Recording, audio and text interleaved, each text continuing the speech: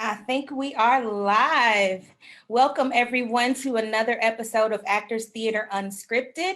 Today's topic is Let's Hear from the Media, Documenting the Moment. I am Erica Denise. I'm the Director of Learning and Creative Engagement for Actors Theater of Louisville. And I'm gonna go around this room and have each panelist introduce themselves and what organization you represent. Let's start with Tara. Hi everybody, I'm Tara Bassett and I represent me, myself, and I, after about 37 years working for various media outlets, both locally and nationally. Brad? Hey, I'm Brad Harrison. I represent Urban Max Media, which I am the CEO of that. And I also host a radio show on Saturdays called Urban Voices Radio. John? I am a freelance photographer, and previous to all the protests and civil unrest, I had my own marketing and media company. Awesome. Rebekah?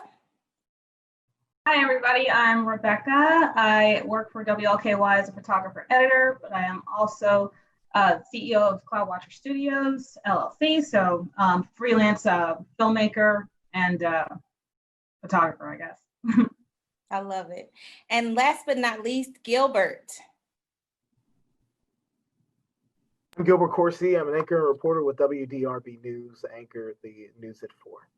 Thanks so much for having us, Erica. Thank you all so much for being here. And I want to jump right in and ask the first question of the night. You guys, please feel free to ask questions.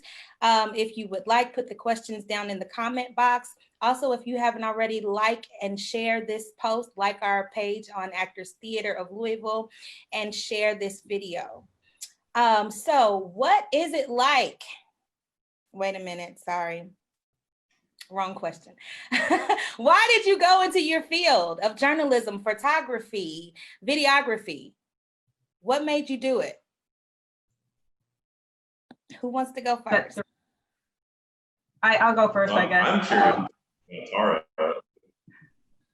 Yeah, let's turn that over to you, Tara. Is this an implication that I'm the oldest or something? I mean, what is this all about?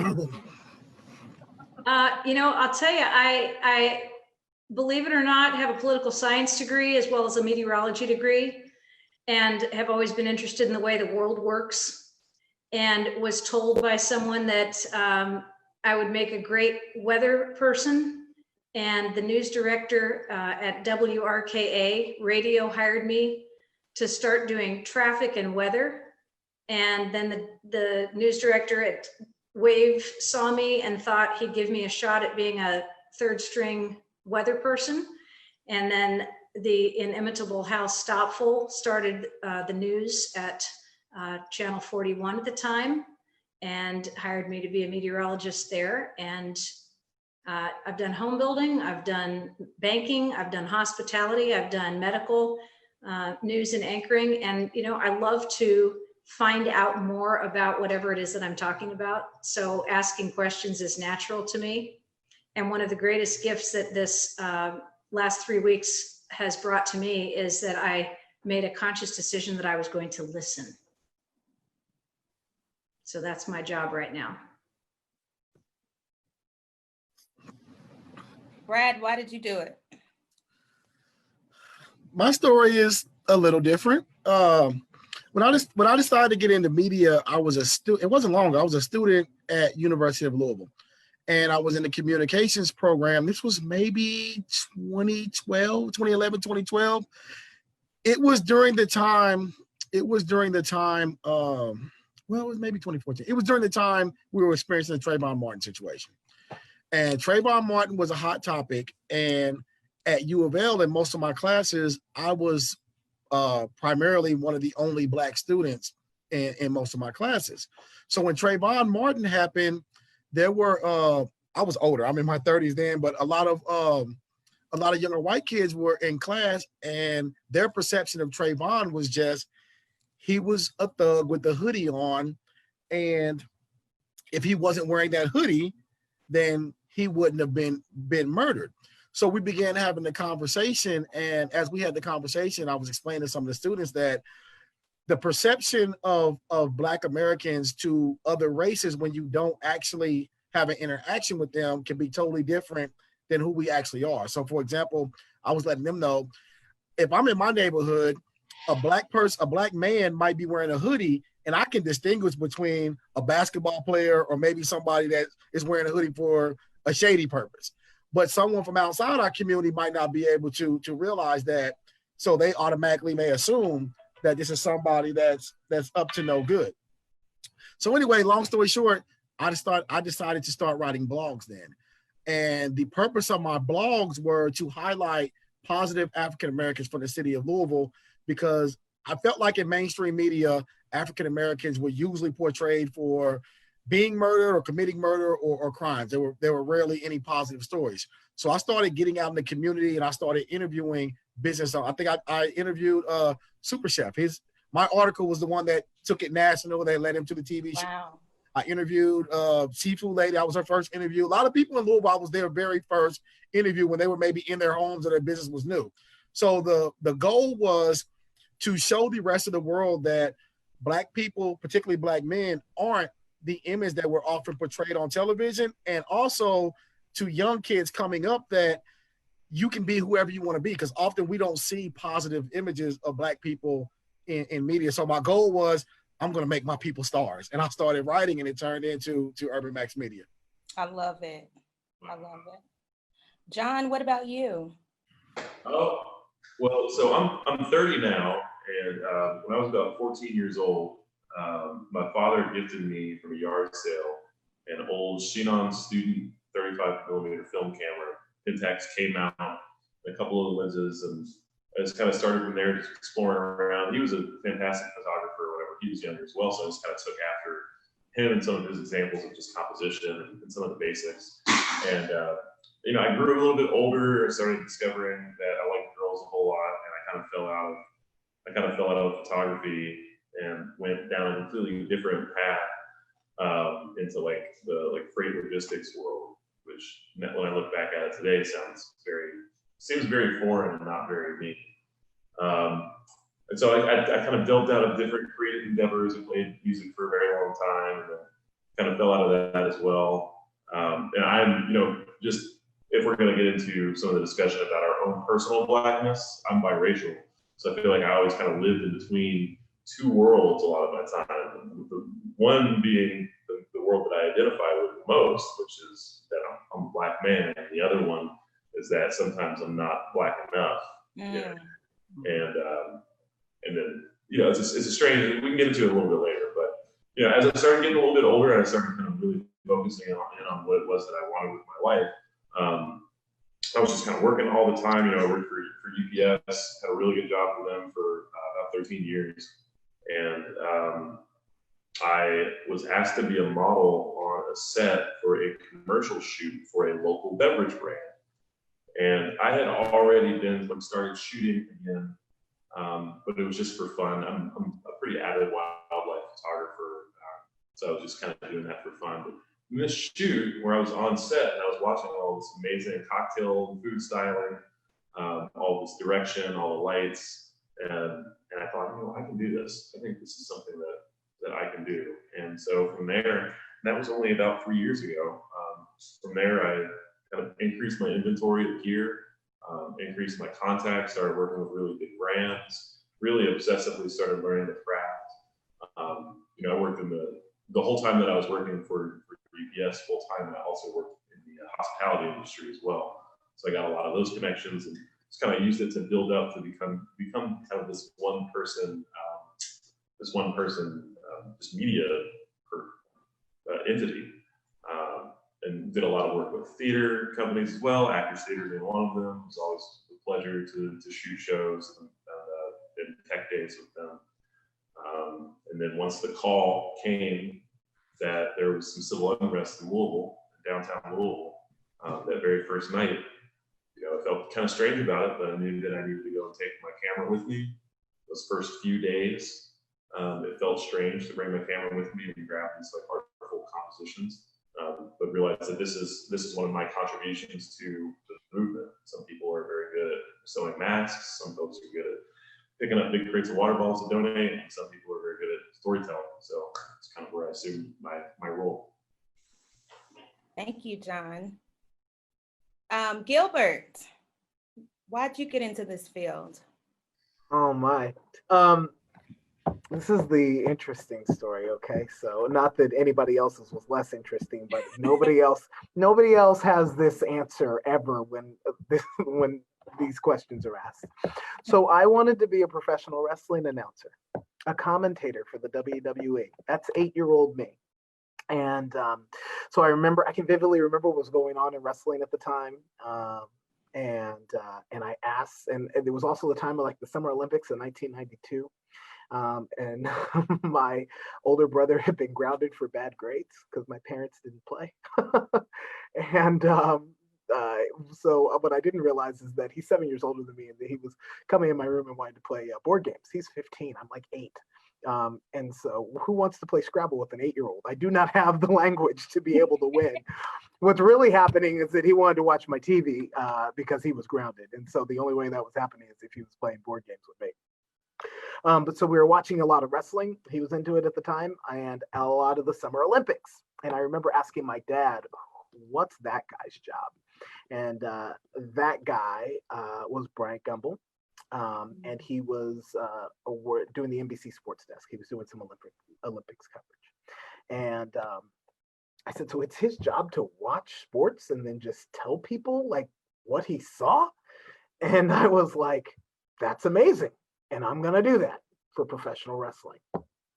And so that became a really big dream of mine, a goal. And dream is a goal without a plan. So I didn't want to dream about it. I set my goal and started literally at 8 years old, as much as an 8-year-old can do research, like finding every tape.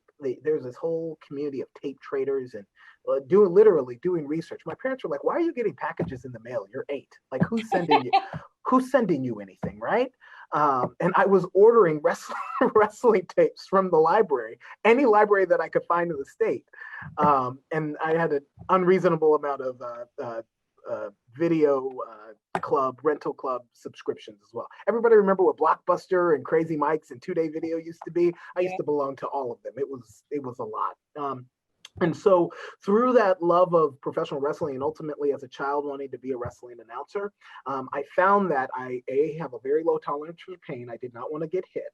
And that also, if you want to be a wrestling broadcaster, but did not want to be a former wrestler who then becomes a broadcaster, you should go through the news track. So some of the most prolific figures in that industry had been former news anchors and reporters. And so that's became really I call it one of the biggest blessings of my life, because I never changed my mind.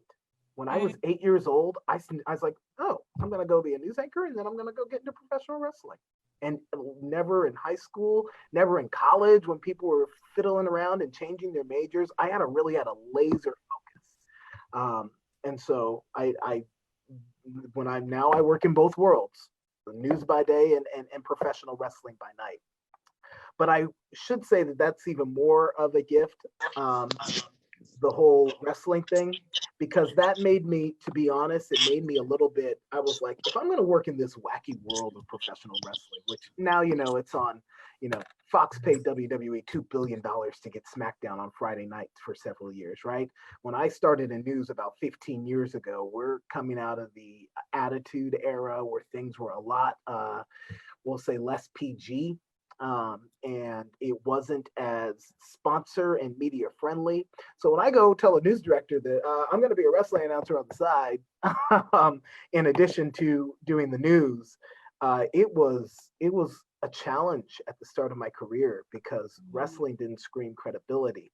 So the blessing in that is that I couldn't, it goes back to the lesson that Black folks in this group and in this discussion, their parents may have told them, you can't be as good as everybody else. You got to work twice as hard to get half as far. Those were the words from my father, who was of the first integrated graduating class in the high school in the town that he grew up with. So like separate but equal isn't something that I learned about in a book. I can learn about it from this man who is now 71 years old, because he lived it, right? And so some of those things that he instilled in me became a part of many of those things became a part of my professional life. And so when I knew I was going to work in this world of professional wrestling on the side, I knew that on the news side of it, that I couldn't just, my goal was not to just be the same as everybody else. Like when I started, I was like, I got to have the lead every day. I got to have the story of the day. I got to have the story that it's going to get the most clicks on the website. It's going to be the one that people are talking about the next day. It was really like a driving engine because I felt like I had to overachieve in news if I was going to work in this world of professional wrestling at the same time. Yeah. And you just recently did an interview that I'm going to circle back to that definitely was shared several times. So we'll come back to that. But Rebekah. Hi. Why did you get into this field? Well, the field of actual journalism was a surprise for me, especially because I'm actually on a path to filmmaking. So this is kind of a surprise and wonderful detour from all that. But I started out as an actor, did a lot of theater, but I always knew I wanted to get into like TV or film or something in front of camera, or so I thought at the time.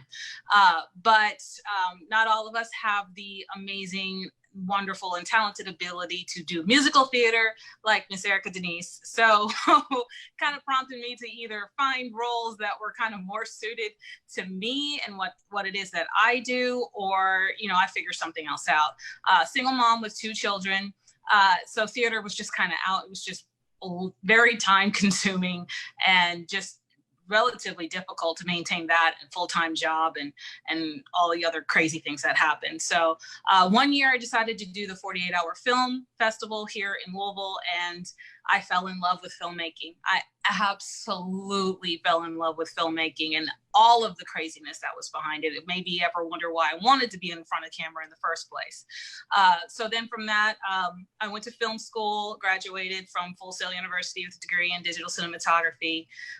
And from there, just kind of channeled me right now into the local news. So I've been doing journalism for a very long time, utilizing just journalism in the aspect of that, you do a lot of the research and a lot of the different things that you do just for character research in and of itself.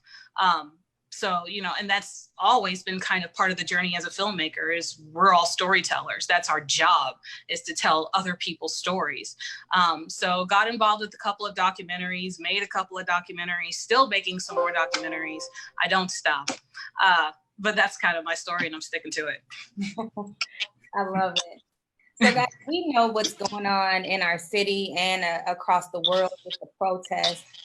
And so how, as journalists and videographers and photographers, how do you tell the story and come from an unbiased perspective? How do you not show emotion while reporting?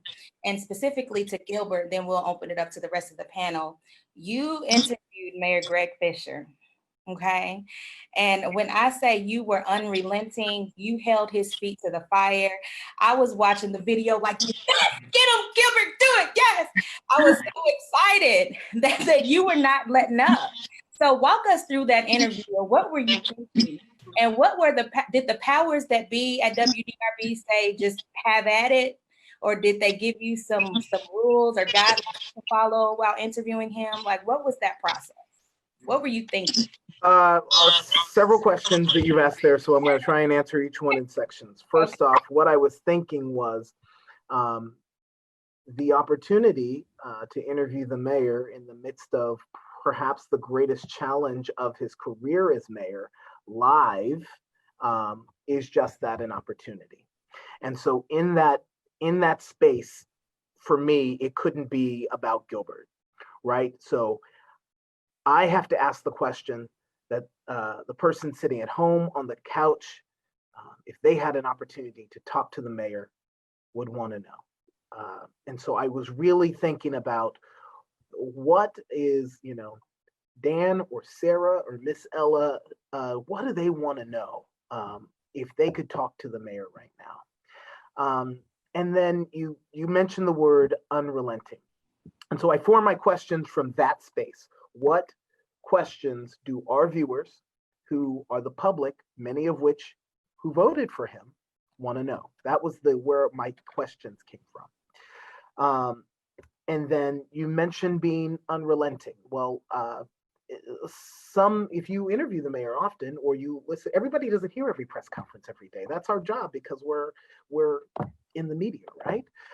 And so many answers from Mayor Fisher we've heard on several occasions, but due to the constraints of the way that press conferences had been going in this COVID world, where it's on a Zoom like this, or Zoom equivalent, WebEx, whatever platform they're using, where you got to type your questions in the chat box, and some of them just get glazed over, or some of them they said, no, we're not going to answer that right now.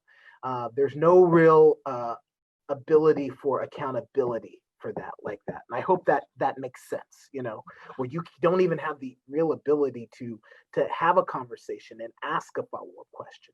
So knowing that we had heard some of these answers before, my intention was, no, we need to get to some answers. We need to get a real answer at this point in time, not what we have heard said over and over again. And so Journalism 101 is ask the question 3 times, right?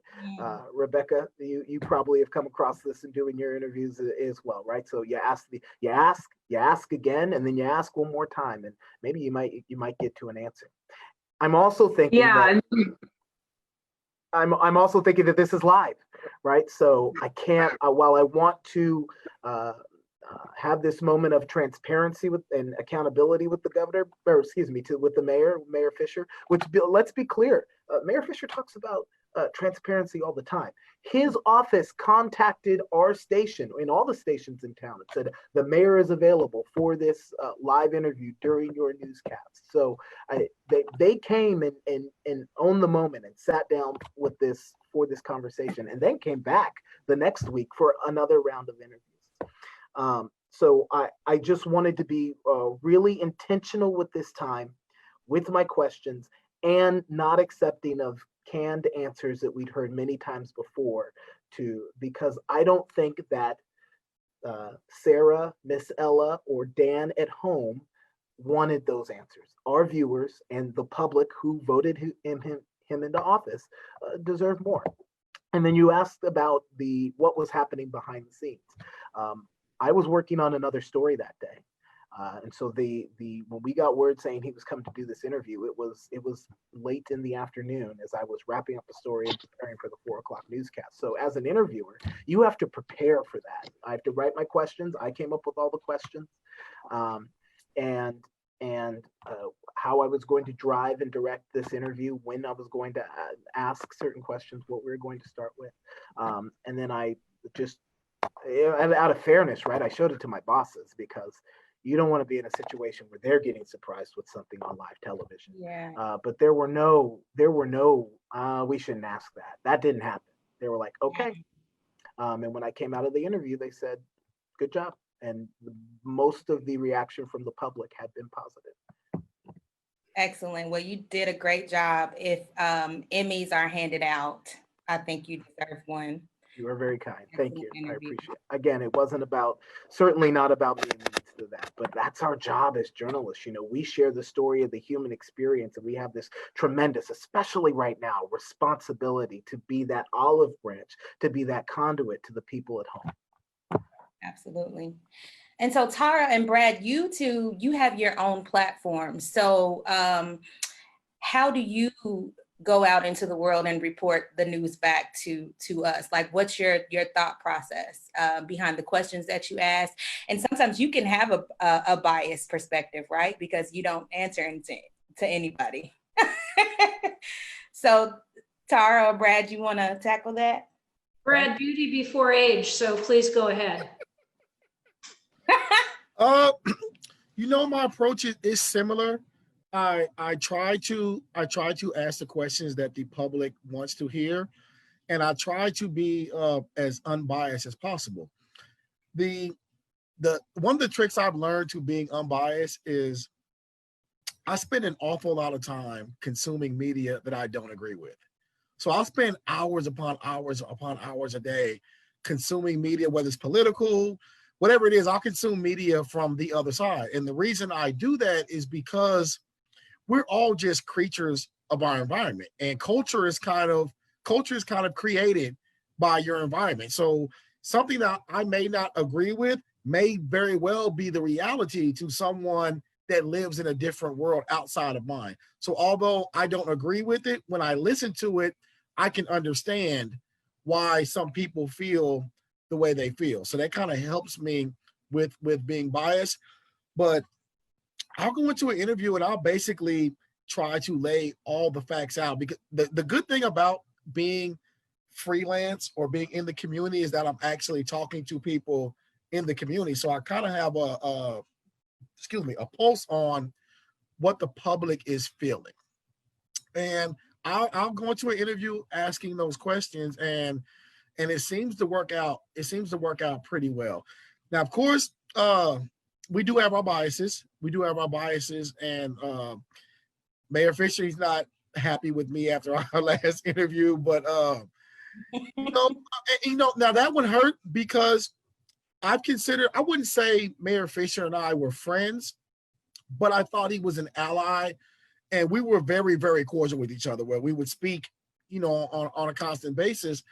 And throughout the Breonna Taylor situation, I just wasn't happy with some of the decisions or some of the moves I saw him making, and I let him know that. And maybe he didn't expect it from me because we had such a friendly relationship, but he wasn't very happy with it. So those times can become challenging when you admire someone or you're friends with someone and you actually still have to hold them accountable. But it's all about accountability. For me, it's all about accountability. And I'll give you an example. Like, I understand media is a business. So yesterday, when voting was going on yesterday, prior to yesterday, I think almost every major media outlet outside of Louisville that was a national media outlet, they were reporting, which was factual to an extent. They were reporting that 600,000 people, voter suppression, 600,000 people in the city of Louisville are forced to vote at one facility. When you read that headline, it gives off the impression that on one voting day, 600,000 people were crammed into one small, voting precinct. And most people, the frustrating thing about media is most readers or viewers don't read the article. Mm-hmm. They'll look at the headline and they'll base their opinion off the headline. So we had celebrities tweeting that the city of Louisville was only allowing people to vote on one day, and it was 600,000 people at one polling place. But no one read the article to see that voting had been open for a week prior, and that there was transportation to and from the polls. So those times are challenging, but look, we understand media is a business, and it survives on views or clicks, so we have to understand that. So I don't always put it on the media. I also put it on the consumer, because as consumers, sometimes consumers don't educate themselves on what they read. So it's a tricky, go ahead. All right, Brad, you hit the nail on the head, but then as a journalist, I also think that context matters and context is key. And so if there's a headline that is, yes, going to get clicks, but not really in right context, I would not go forward with that headline. Misleading. Because we know that people don't read the article. They make their decisions and respond many times as keyboard warriors based on what the headline is. You listen, everybody knows what the keyboard warrior is, right? Where you people who say some malicious, just terrible things. I'm like, you would never say something like that to somebody in person. Why would you spit that vinegar and hate out there from behind the other side of your keyboard? So I think we as a media, us as journalists, have to do our part not to add to that by putting out headlines that are in context and not just about clicks. Yeah, I agree, and that's a major challenge. A lot of these credible media outlets sometimes seem to want to chase TMZ. And TMZ is the king of the clickbait, and sometimes they chase it. That's a challenge. So, I pride myself in trying to straighten that out a lot of times for people, and it just kind of works. It kind of works in our community. So that's one of the challenges that I face when it comes to biases. Tara, how do you feel about it? I have so many things I'd like to say. I don't earn a living doing what I do. I do it because I love it. I do it because it's something that fascinates me, because I get to ask people questions all day and I get to get the answers that I want to hear. And I know if I'm interested in something, other people will be interested in it. I have complete freedom to go where I want to go, to do what I want to do, and I answer to no one. So that gives me a lot more freedom after years of working for, established stations, which had some fairly significant guidelines over the years. And a lot of enterprising news directors that I worked for always encouraged us to go out and push the line. People I look up to in my life, like Jim Mitchell and Don Schroeder, who were outstanding journalists and anchors of their time. Loretta Harris was an absolute hero of mine, who taught me to not be afraid to ask tough questions based upon what I thought might happen, just to assume that whatever was going to happen, whether I, had the guts to ask the question or not. So I had the privilege on Saturday of interviewing Sam Aguiar, who is the tailor for Breonna Taylor's family. And I invited Shay Woolfolk, who is a wonderful journalist in our community, to join me in dual broadcast, because I wanted to reach as many individuals as I possibly could. And we serve different audiences. And I felt like that was a good cross representation. So the two of us met Sam, and he said he had turned down CNN and ABC that morning. And he said, I don't want to do media. I just thought we were going to sit here and shoot the shit. And I said, your words, not mine. I said, but no, I fully expected you to go on camera with me. So after about 5 minutes of discussion and negotiation between Shay, who is very persuasive, and Sam and I, we came to a conclusion that, he did have some things to say. And the next 45 minutes was some of the most incredible interviewing I've had the opportunity to do, because of his raw honesty and the ability for him to be able to say what he wanted to say without restrictions, and to use whatever language he wanted to use without having, it taken out. Mm-hmm. And I think too, one of the unique things that I do is I do everything live. So there is no editing. There is no cherry picking. There is no deciding what will work better for my narrative. There is no, sorry about that. My voiceover, my dog just walked underneath the microphone. There's nothing that interferes with the truth of what's happening, because what's happening is what's happening before you. And when I'm live casting, and I termed the coin live casting to reflect it's live and it's newscasting all at the same time. And it has a tremendous amount of value, because it can be infotainment, or it can be something that's actually happening. And what I love more than anything to catch is the reality of life as we know it right now. So I've done a lot of interviews with people live casting. I do a show that I call Take It From Tara. The implication being is, if I put something on the air, you can take it from Tara, that there's some value to it or some use to it. So I did a lot of interviews. I did a lot of work with nonprofits in the first couple of years of doing my live casting. And I started to become more aware of the need for social advocacy being broadcast. And so I started doing interviews with our homeless outreaches, and started seeing enormous reaction to people who had never really understood that we have a homeless community that needs to be served. And here are the people who actually do it. I got into mental health. I got into people with substance use disorder and the issues that surround their lives. And often those three, by the way, coexist together, the unholy trinity of mental illness, substance use disorder, and homelessness. So to be able to do those things in a raw, live fashion is a privilege and a responsibility. And in the coverage of the last 3 weeks, we have a whole fleet of live streamers who have come out of literally nowhere. And just a few of them to mention, Jason Downey. If y'all aren't watching, you should be. Jason Downey, Riot Heart, Chris Smith, Shay, of course, Shay Woolfolk has been down there. Graham Fowler has been doing a lot of live casting. I mean, these are folks who, and Tyra Walker from the Kentucky Alliance is live casting a lot from the Square. These are people who are in the midst, in the actual marching, And they are doing a phenomenal job of bringing reality. Now, I went down to 26th and Broadway the day after Yaya was shot, and was in a group that I hadn't been in a group that size since COVID started. So it was quite overwhelming to be that close to people, number one, and that close to the police presence that was very strong there.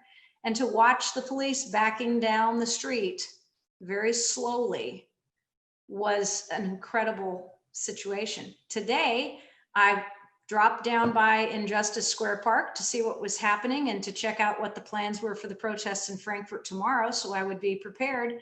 And the kids, as we call them, the juniors, the youth, were going to do a march. So they marched around the block. And when they came back, they decided they were going to obstruct and detour some traffic. And they did. And it was peaceful. And there were a few people who wanted to know why they couldn't get through. The protesters explained to them, and they went ahead and turned left. But then out of absolutely nowhere came about 20 police cars. And it was quite an adjustment to the situation, because it had been peaceful, and it was a lot of chanting, and it was a lot of activity, and there were a lot of people there. Councilwoman Barbara Sexton Smith was standing on the sidewalk watching everything that was going on. And suddenly we had an enormous police presence. And one young man was arrested for having his car going sideways across the street. And there was no violence. There was no other activity other than a lot of shouting and chanting. And a couple of the protesters negotiated with a couple of police officers, and pretty soon police backed up, took off down the street, and it was done. But I've said from the beginning, as I've been down there on a daily basis, you don't know when things are going to go in a different direction. And you have to be prepared, and you have to be aware. But one of the things that's the beauty of what I do and what these other live casters are doing is we are showing it as it's happening. And there's absolutely no question about the truth. There is absolutely no question about the veracity of what we're saying if we are commentating. And a lot of us don't commentate that much. Jason Downey says, you know, some stuff. Reinhardt doesn't say a lot. Maxwell Mitchell is another extraordinary live streamer. He's not hardly speaking at all. He's letting the story tell itself. And I did that today. So mad respect to all of the people who have the guts. And I made a conscious decision that I was not going to go out after dark. That's for me. And also my friends, you know, asked me not to, because they don't want to take over the care and feeding of these 3 dogs if something happens and I get arrested. Yeah. But I've spent a lot of daytime hours down there. And so it's a quite different experience for Brad, for me, doing what we do, as opposed to what Gilbert and Rebekah do. Jon, of course, is kind of in the middle there. You know, he can work in both directions. But I love the fact that I can bring the raw truth. Thank you, Tara. So Jon, you recently had some photos go viral and actually got picked up by, was it the New York Times? Yeah, it was the New York Times and Time. And The Guardian, and some other publications that I'll keep to myself for now until they come to fruition.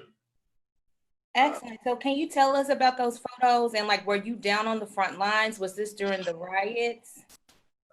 Yeah, so I, to kind of piggyback onto the question that was asked to Brad and Tara, because we can also talk about that.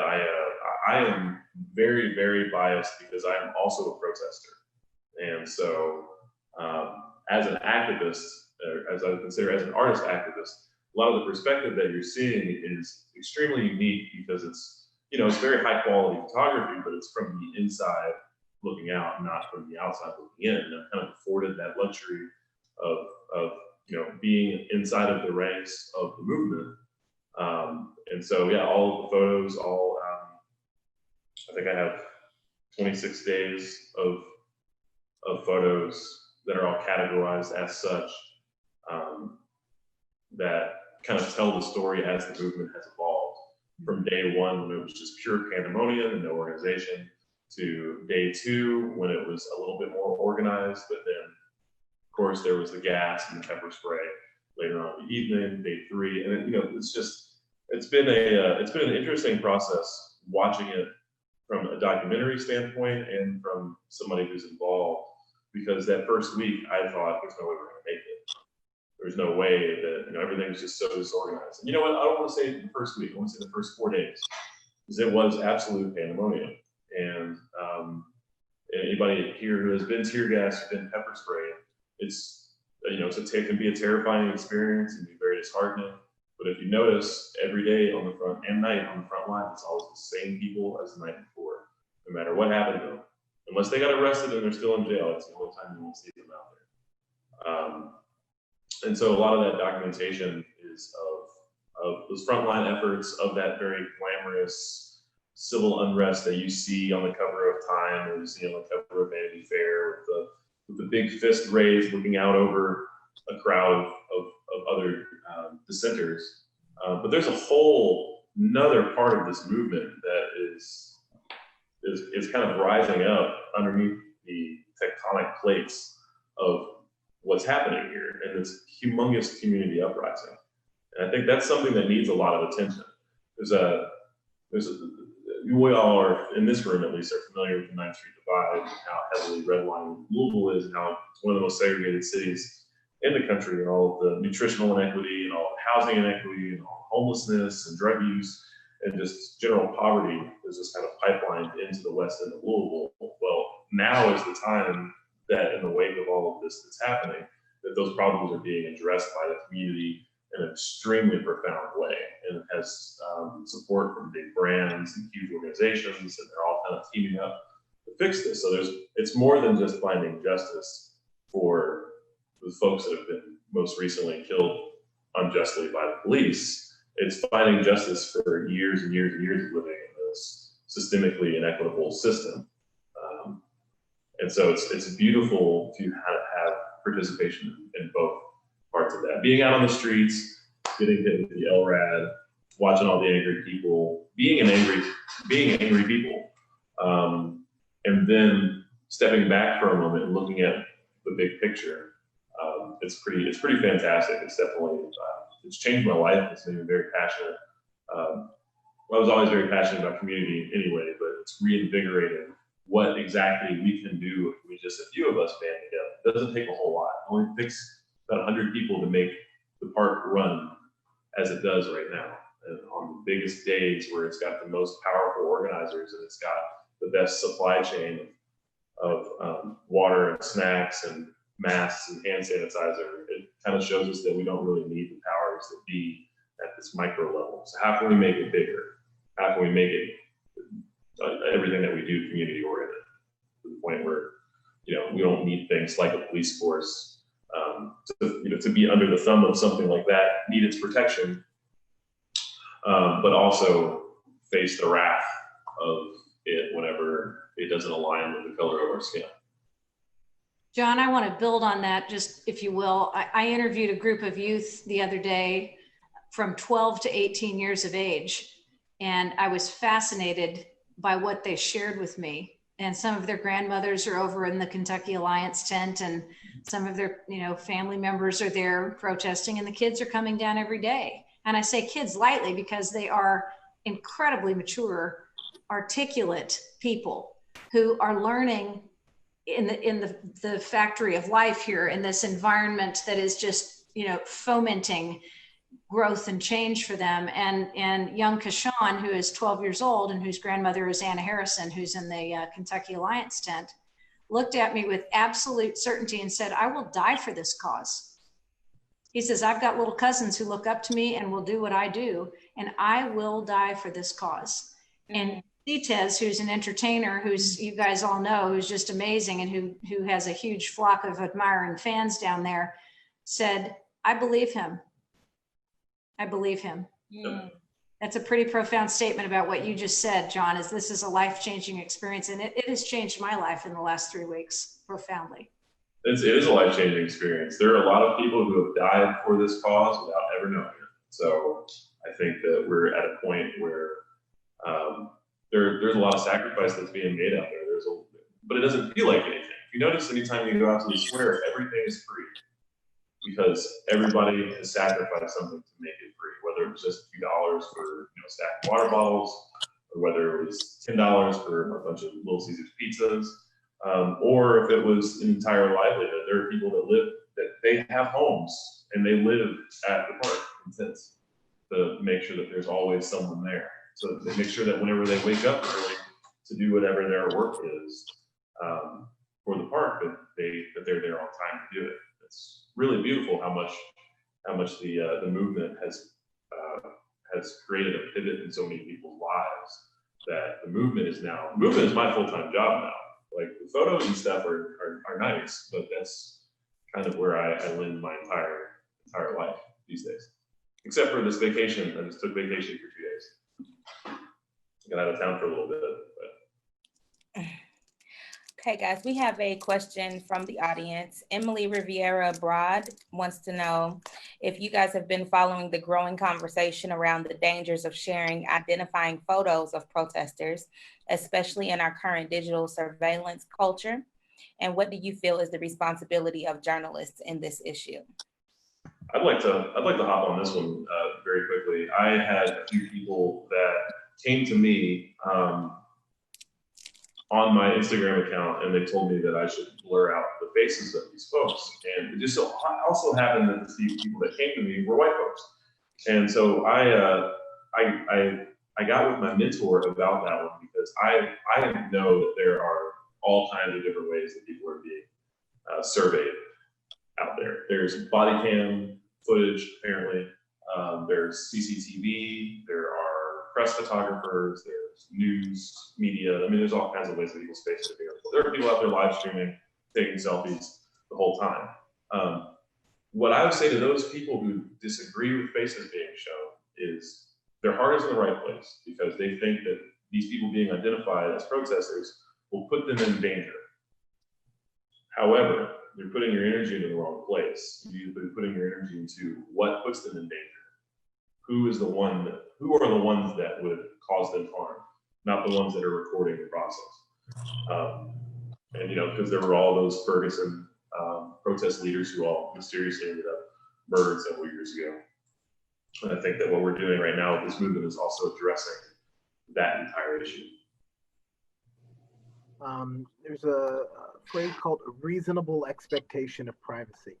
And you talked about the folks who are out there are live streaming every day. If you are going to a public protest to rally behind a cause and behind an issue, do you have a reasonable expectation of privacy? And it goes back to what Jon was saying about the people who are contacting him on Instagram. Are those the folks, or is somebody whose image you've actually captured asking you to take their picture down? I don't know if that's the case in your experience, Jon. It hasn't been something that I've encountered. So I will say that in any regard, if somebody came to me and said, I feel like my safety is in jeopardy, there's a lot of space out here and a whole lot of people. We can shoot around you, right? So if somebody came to me and said, I feel like my safety is in jeopardy, please don't put this image on the news. I, as a journalist who works in the field every day, I'm just going to be like, okay, I'm going to let my photographer know, avoid that person's face. And then if they're in the middle of a crowd that's likely to be captured, I'm going to be like, well, you may want to stand over here to the left. You may want to stand over here to the back. It's how that functionally works in the field. I mean, it can. I mean, if somebody doesn't want to be shown, then it's easy not to show them. Just say, hey, our camera's pointing this way right now, so you may want to be on this side over here. But if you, as a demonstrator, if you as a protester are going out to the public to have your voice heard and to fight for a cause, then I don't think that there's a reasonable expectation of privacy in that situation. That's just my opinion. And there's some other challenging things that I've discovered since these protests have started. And sometimes it borderline, as a journalist, sometimes it borderlines on, well, you have to use your discretion. When you know people follow your voice, or you know your voice has weight, you have to be extremely careful about the messages that you put out. So say, for example, the day the protests began, and they were kind of, you know, in the beginning, they kind of took place nationwide. And with me being on the ground, I don't know about the rest of you guys, but it was very apparent that there were several different movements within the protest movement. And the first one that stuck out to me, I had to ask myself, and I didn't really report on it, but I had to ask myself, I said, is there like an orchestrated robbery going on here? Because that was the first thing that hit my mind. The first day, there were buses of people that came from out of town. And it's my first time really getting the experience of, I guess, maybe professional protesters, whatever that may be, or people that come in, I don't know if they're anarchists or they come in to just disrupt. But the first day before the riot started, you had people over here that were representing Breonna Taylor or protesting about Breonna Taylor, others that were George Floyd, and others that were just kind of involved in the movement, period. But you had this other group of people, and a lot of them were from out of town, that wanted to disrupt. And they kicked off the disruption. And of course, when you do that, some of the locals follow in, and that's when the looting started. But I'm kind of on the side, I'm looking around, and some of the out of town, they were hitting pretty substantial targets. I mean, they were hitting places that I'm like, well, wait a minute now, you know, to be protesters, this wasn't just a smash a window and go in and grab something. Some of the stores appeared to me to be targets, but I didn't want to put that out there because I couldn't really confirm that. So when I went home that night and I'm looking at national news and I see, well, they hit the Gucci or Louis Vuitton store on Melrose. And I'm like, well, who's protesting on Melrose? The first day, you know, on Melrose, and then I looked at New York and different cities, and every city was reporting that majority of their arrests were out of town protesters. So I'm thinking, is this a orchestrated move, you know? But again, without proof of that, you kind of fall back on it. So things like that are out there. Or today, when I was down at Jefferson Square, the first thing hit my mind, I'm down there every day. So today I noticed that, as John was saying, there's a mesh now. The homeless community has kind of moved into that park. It's, you know, the tents are up, the homeless community is there. They are there. So the first few weeks, they weren't there in that abundance, but they are there now overwhelmingly.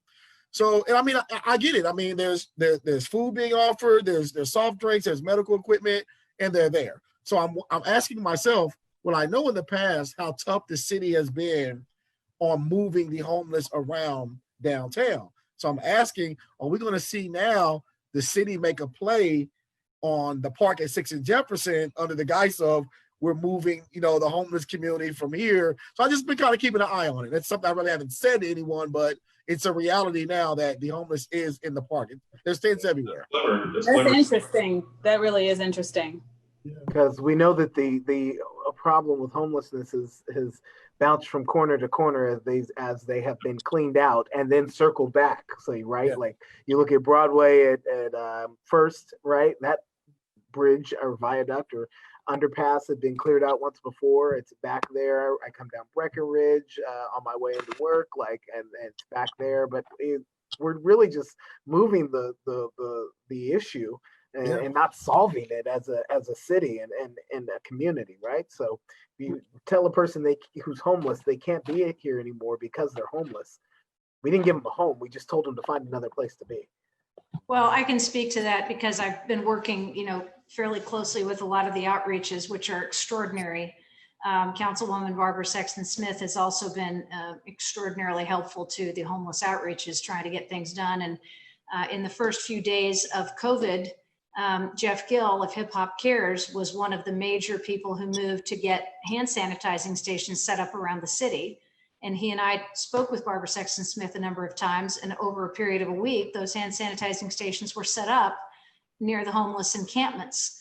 And that has been a huge help to a lot of people. And, you know, I really appreciate Jeff's leadership and Barbara's as well. But two things that just came up in that conversation. First of all, there's a 21-day notice that has to be posted when an encampment has been in place for 48 hours. So what is happening at Injustice Square Park at this moment is they're in the midst of a 21-day notice virtually, because they will be eventually told that they have to leave. And what they've said their intention is to pick up and come back. Now, there also is a move underway to just redesign the entire square. And it was put out the other day by another one of the live streamers that are they considering redoing the park as a reason to get people out of it? Well, that proposal has been up for a couple of years. I mean, it's been talked about now for a couple of years, that Jefferson Park is old and stale and needs to have some updating. Well, it's really going to get updated now because it's a full encampment. What is happening with our homeless, and this is a really unfortunate thing, is the camp clearing has been going on for a long time. There's a difference between cleaning a camp and clearing a camp. When they clean, if they come under an underpass with the street cleaners, they ask the folks who are residing there to move temporarily, to move out, and then they clean. When they clear, they take them and they make them leave.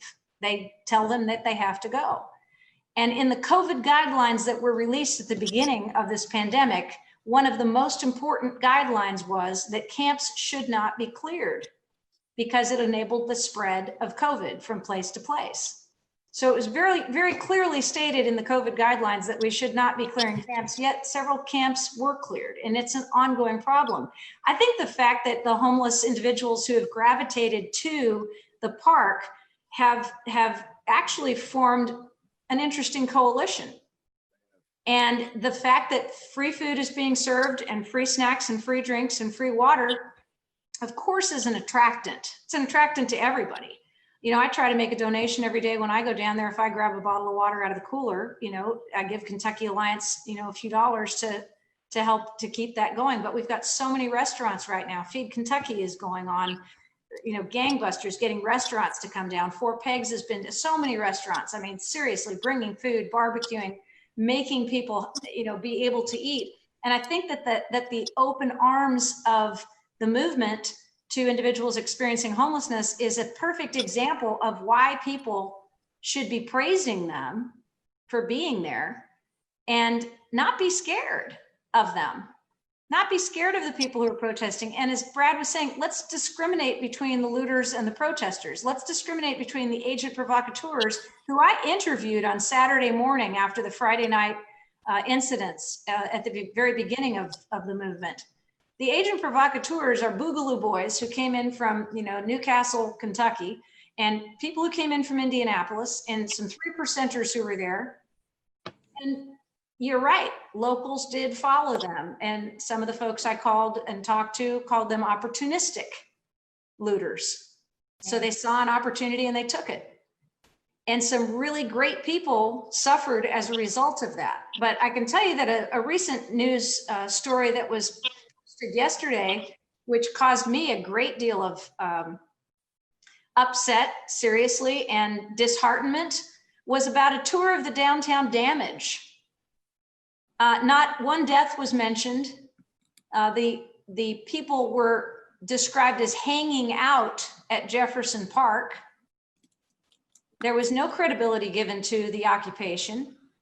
And I thought it was a disrespectful, frankly, a disrespectful and inappropriate view of what is going on in our city, and to show a lot of plywood that had been put up as a result of the city's suggestion that there could be violence if Daniel Cameron's, Attorney General Daniel Cameron's announcement was negative last week, is an indication of the damage. Then it was not reflected that way. It was shown to be, this is the city, it's a disaster. And then two people who came traveling from out of town, who apparently had no idea that civil unrest was going on anywhere in the United States of America, were so disgusted that Louisville was all boarded up. Mm-hmm. You know, that's so I have a problem with things like that. I have a problem with that kind of story because it was out of context. The damage to the city was the major focus, but it was shown in the boarding up of a lot of businesses that did it as a proactive measure. Yeah. And there was no mention for the reason that it was going on. And there was certainly no mention of Breonna Taylor, David McAtee's, and the others' deaths that precipitated these protests. Thank you, Tara.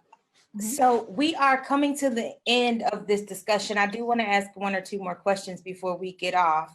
But please, if you guys are watching and you enjoyed these Actors Theater Unscripted episodes, please consider donating. You can donate right now. You can click the button down below and send us a donation so that we can keep these going.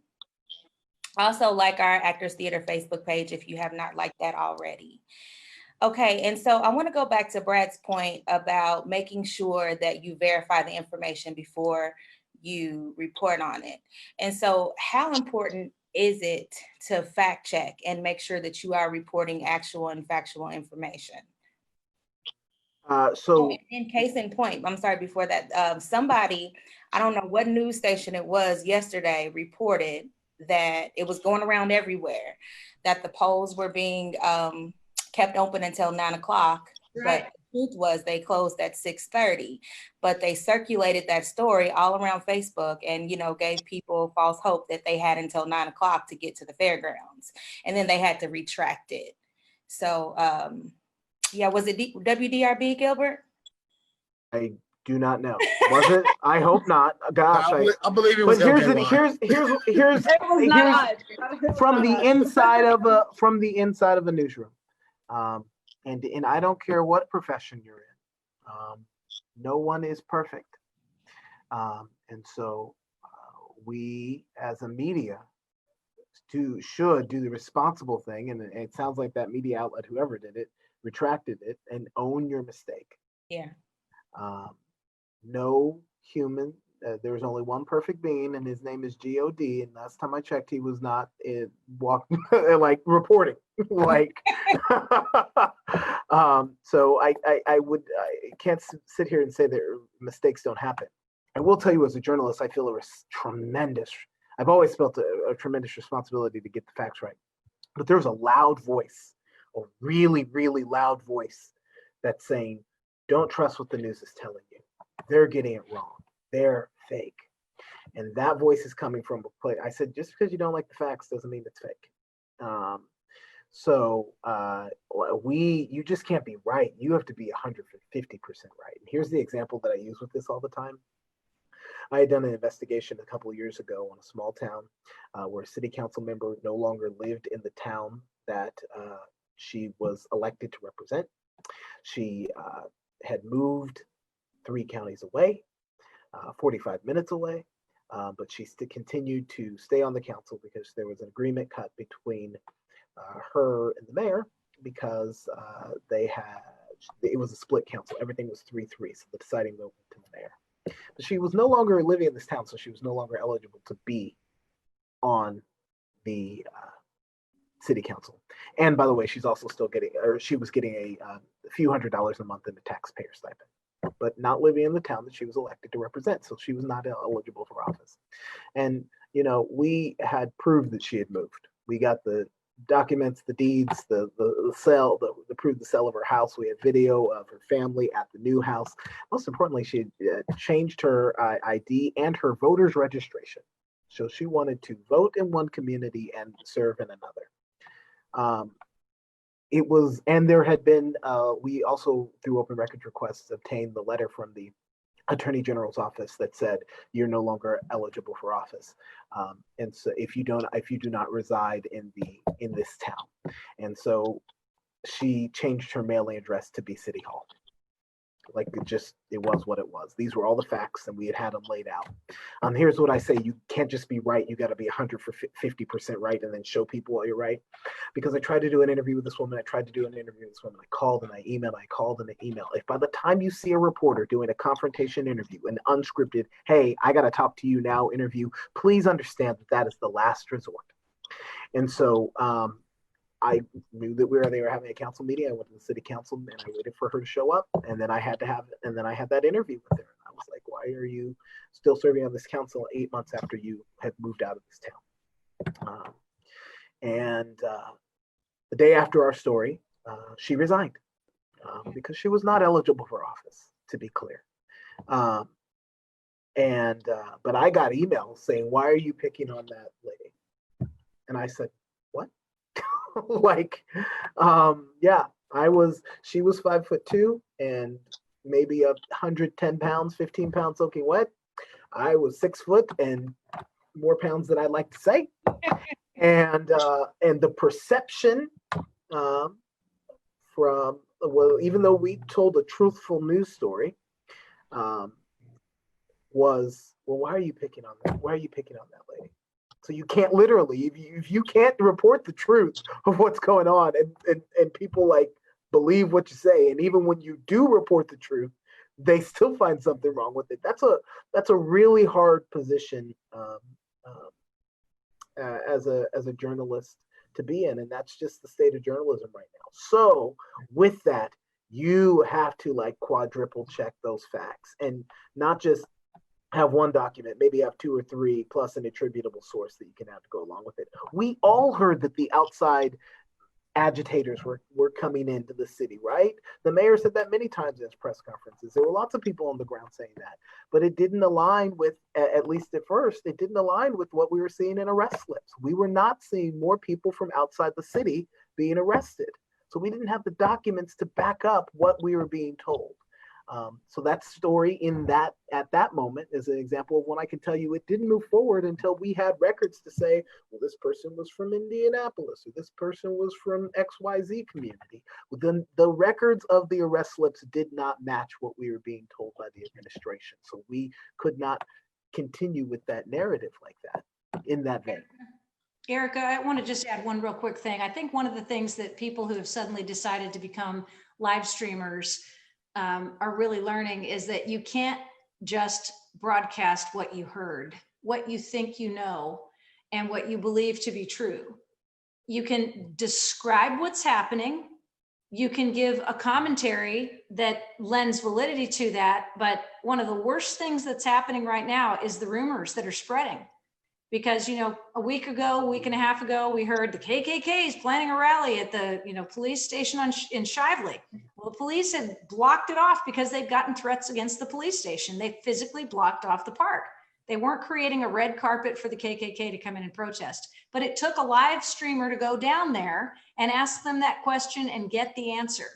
So, my thought and my hope is that anybody who's got a camera in their hand who's thinking about live streaming, or people who have taken it to the next step and who've become successful at doing what the folks here are doing, and other incredible people who are doing live casting, just understand that just walking around with your camera on and saying what you think is going on is not doing a service to anyone, because rumors can create massive reactions instantaneously. And I can pretty much guarantee you that part of the reason that there was a bit of a hiccup today in the police response was because a lot of people were live streaming the youth protest. And you know that information is constantly being monitored. And in response to that question that came up on the chat just a minute ago, I was attacked the first Sunday when there were some protests going on in St. Matthews by a guy who thought it was irresponsible of me to ask people their names. When I'd say, what's your first name and how old are you?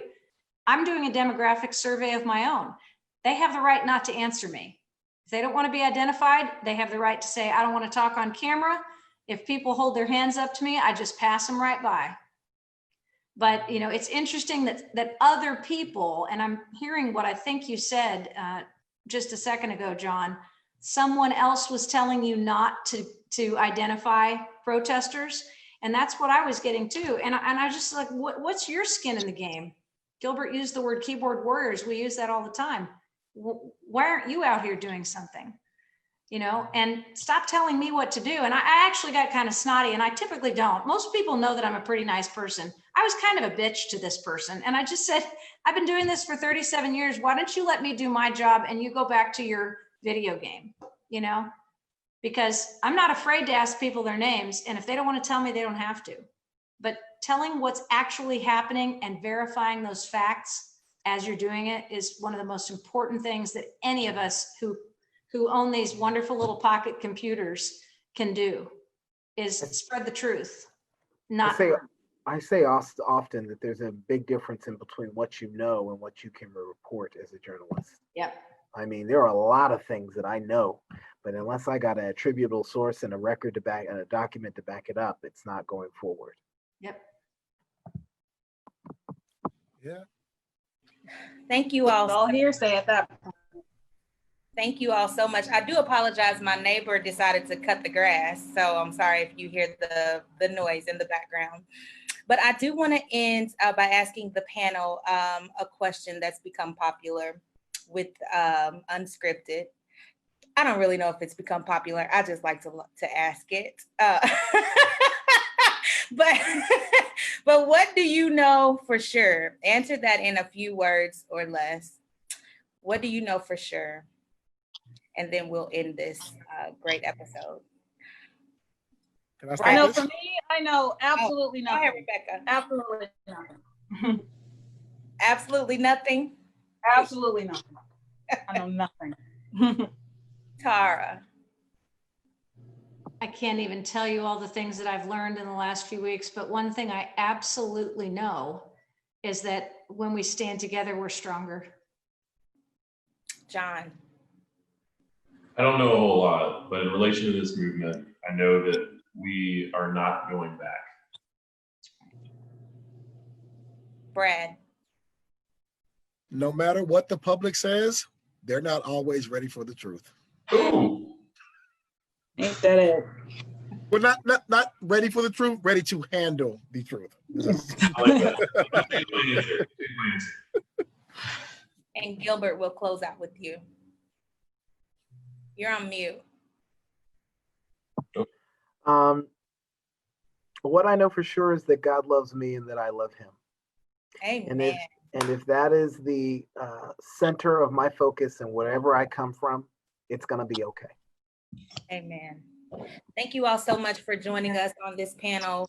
We're so happy that you decided to lend us your voices today. Thank you so much. And thank you to all the viewers that tuned in.